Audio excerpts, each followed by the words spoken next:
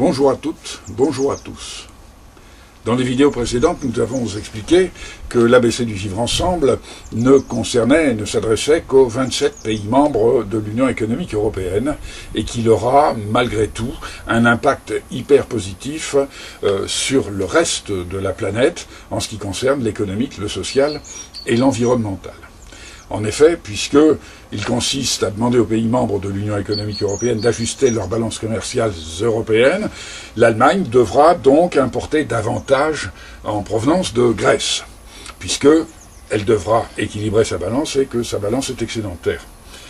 En important de Grèce, elle va faire de la croissance allemande et elle va aider la Grèce à exporter, puisque si l'Allemagne doit importer, la Grèce doit exporter. Donc nous voyons que les objectifs des pays excédentaires comme des pays déficitaires sont véritablement identiques et convergent. C'est-à-dire que l'intérêt de l'un, c'est également l'intérêt de l'autre. Plutôt que dans notre système, qui est un système de combat, de lutte du plus fort, de concurrence, où l'autre est un adversaire. Ce faisant, nous avons aussi expliqué que pour que la Grèce achète chinois et non pas grec, il ne sera nécessaire que nous instaurions un protectionnisme social et environnemental de façon à faire barrage, mais pas vraiment, à faire barrage aux produits extra-européens, par exemple en provenance de Chine, qui exercent une concurrence déloyale dans la mesure où ils ne garantissent pas la même protection sociale et donc pas les mêmes salaires, les mêmes avantages sociaux et ne tiennent pas autant compte de la protection de l'environnement que nous le faisons en Europe, ce qui donc est une concurrence déloyale et nous serons donc dans l'obligation d'instaurer du protectionnisme social et environnemental sous forme de pénalité. Mais comme toute pénalité avec l'ABC du Vivre Ensemble devient positive et incitative, ce ne seront que des incitations qui permettront même d'exporter notre social, notre environnemental et jusqu'à notre croissance, puisque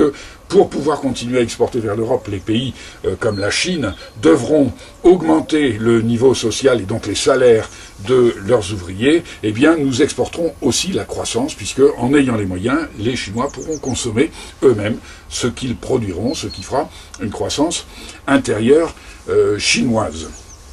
Donc, c'est de la croissance pour tous, et c'est la meilleure des protections que l'on puisse trouver, puisque ce sont des sanctions financières, et que nous n'entendons que la sanction financière, nous ne comprenons que ça, qui va inciter véritablement à respecter l'humain et la planète.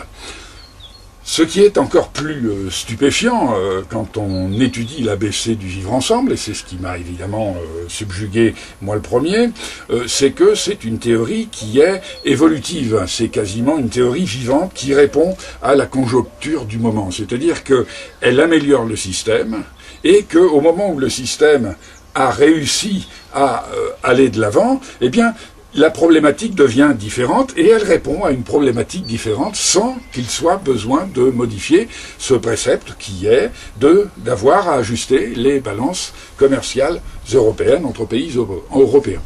Et nous pouvons considérer que, évidemment, ce système qui consiste pour pouvoir exporter à devoir importer en contrepartie égale aura une limite, puisque les Allemands vont finir par ne plus avoir véritablement envie de manger, excusez-moi, des olives et de la feta en provenance de Grèce. Donc ils auront plutôt le désir d'exporter moins pour ne pas avoir à importer davantage, pour ne pas être excédentaire.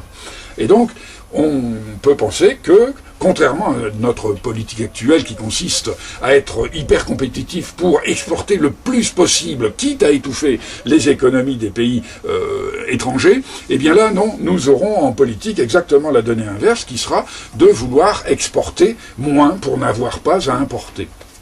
Et donc le moyen d'exporter moins, eh bien, c'est encore de menacer de sanctions les entreprises. Et comme nous sommes toujours dans ce système de l'ABC du Vivre Ensemble, eh bien, cette sanction ne sera pas une réelle sanction, elle sera juste une incitation. Effectivement, si nous menaçons de sanctions une entreprise qui exporte trop, eh bien, il lui sera simple de mettre un terme à ses exportations ou de les réfréner, de les ralentir comme elle le voudra, et ce, tout simplement en augmentant sa marge bénéficiaire de façon à augmenter le prix de vente de son produit pour vendre moins à l'étranger. En effet, le prix de vente d'un produit est constitué d'une part de son prix de revient, c'est-à-dire des coûts de production comme l'amortissement de l'investissement, le prix de la matière première utilisée, celui de l'énergie utilisée, et tout ce qu'il faut dépenser pour fabriquer le produit, dont la masse salariale. L'autre part étant constituée du profit, c'est-à-dire du bénéfice. Plus vous vendez à l'étranger, et plus vous augmentez votre chiffre d'affaires. Si le but est d'exporter moins, donc de vendre moins, il suffira d'augmenter le prix de vente du produit en augmentant votre marge bénéficiaire, c'est-à-dire votre profit. Celui-ci, c'est-à-dire le produit que vous vendez, sera donc moins attractif car plus cher. Vous pouvez donc réduire le volume de vos ventes tout en préservant, voire même en augmentant votre profit. Il y a pire sanction que d'avoir à augmenter sa marge bénéficiaire. De la même manière, nous pouvons nous interroger sur la position d'une entreprise qui serait dans une situation de monopole, bien ayant un brevet ou une propriété intellectuelle qui lui donnerait la capacité d'être la seule à pouvoir produire un produit que tous voudraient obtenir, qui serait tellement extraordinaire que tout le monde voudrait l'acheter. Eh bien, on peut se dire, oui, mais le produit ne pourra pas être produit, puisqu'il ne pourra pas être exporté s'il est produit à partir d'un pays excédentaire, sous peine de faire exploser la balance commerciale du pays. Eh bien, la réponse est toute simple et est généreuse, puisqu'il suffira à cette entreprise d'implanter des filiales dans les pays et là où se trouve la demande. C'est-à-dire que c'est une forme de commerce de proximité à l'échelle planétaire. Il est judicieux d'acheter un poireau dans la ferme d'à côté plutôt que de le faire venir du Mexique ou de je ne sais où et lui faire 3 fois le tour de la Terre. De la même manière, il est plus judicieux de produire les biens de consommation là où on va les consommer. De la même manière, l'entreprise pourra choisir d'implanter une filiale, par exemple, dans un pays qui est déficitaire. Et là, c'est de la répartition du travail, de la répartition équitable de l'emploi, puisque si on implante une entreprise, par exemple en Grèce, eh bien, on ne sera pas pénalisé, puisque la Grèce étant déficitaire, il n'y aura pas de pénalité à l'exportation. Et donc, on pourra exporter tant que l'on voudra, sans être pénalisé, ce qui fait qu'on donnera du travail aux Grecs, qui est en déficit budgétaire, en déficit commercial, et donc qui doit exporter. Et donc, c'est juste une répartition équitable de l'emploi à l'échelle planétaire. Au bout d'un moment, nous comprenons que, puisque nous allons faire augmenter les salaires des ouvriers chinois, des ouvriers des pays en voie de développement, etc., nous allons donc niveler par le haut, et non pas par le bas, comme l'exige notre système fou de compétitivité et de loi du plus fort. Nous allons niveler le social par le haut, tout en protégeant l'environnement. Nous allons faire de la croissance à l'échelle planétaire. Nous comprenons que, avec cet impératif d'avoir à acheter en contrepartie de ce que l'on vend, eh bien, nous pourrons faire tous les échanges commerciaux que nous voudrons entre l'Allemagne et la Grèce. Eh bien, nous voyons que le résultat est que nous avons toujours la même richesse qu'au départ, et on peut le faire avec l'Italie, avec n'importe quel autre pays, avec la Chine et n'importe quel autre continent. Nous resterons toujours avec la richesse exactement équivalente à celle que nous avions au départ, c'est-à-dire celle que nous avons produite. Et il est simple de comprendre que nous serons dans la nécessité de consommer nous-mêmes la richesse que nous produisons, ou alors éventuellement de la donner à un pays nécessiteux. On n'est toujours pas empêché d'être généreux à partir du moment où on offre. Là, on n'est plus en train de vendre ou d'acheter. Donc on sort de la balance commerciale.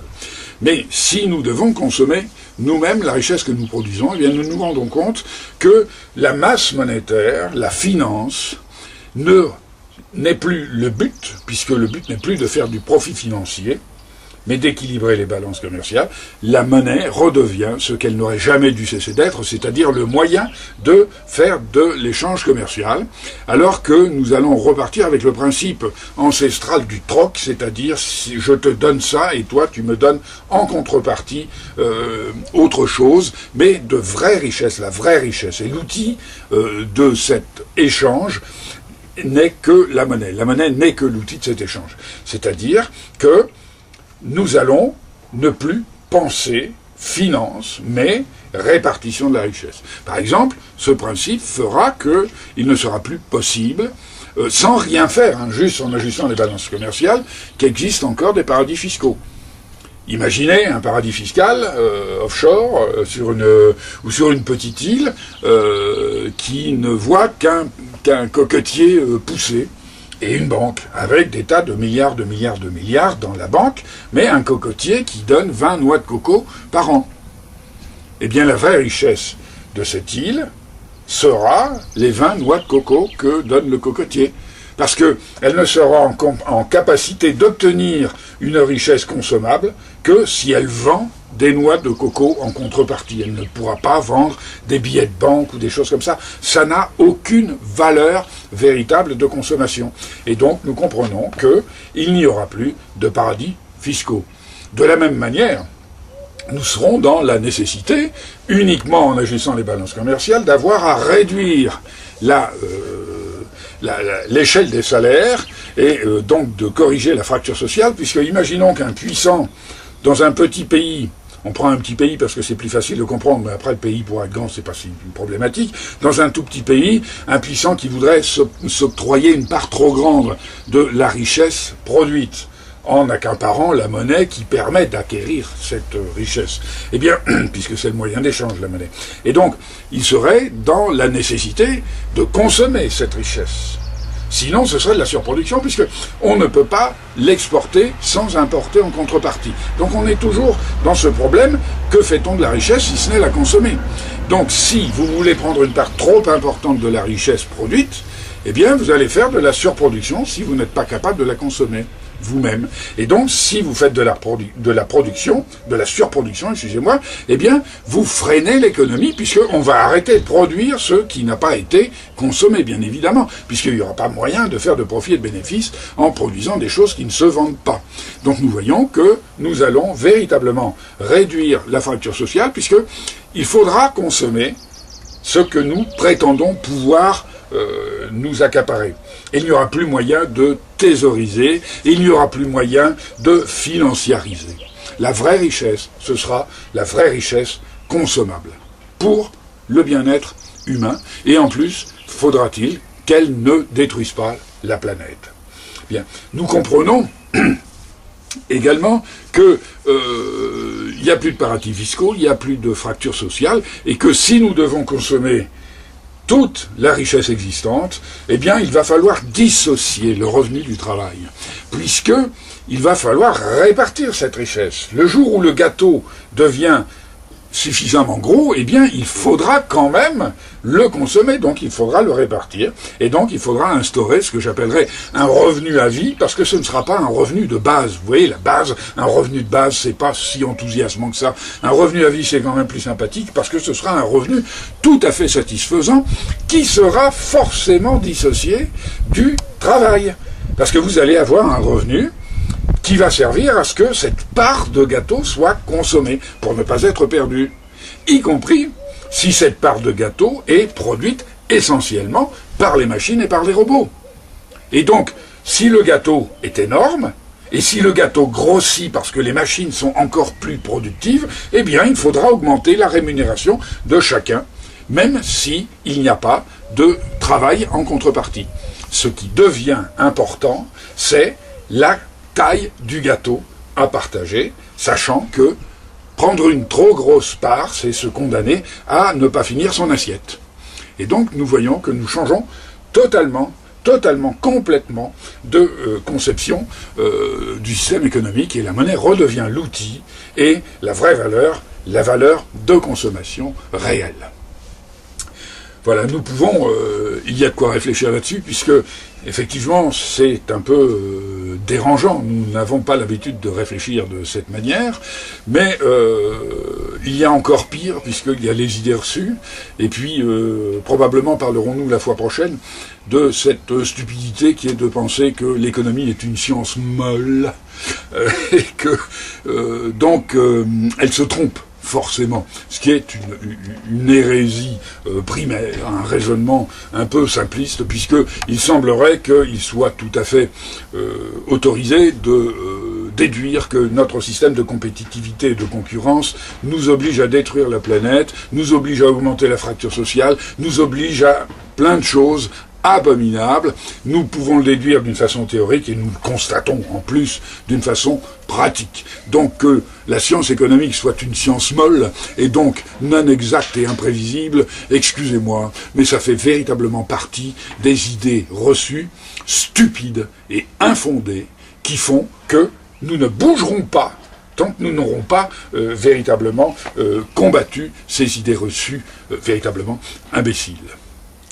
À très bientôt pour une autre rencontre. Bel avenir à tous, bel avenir à toutes.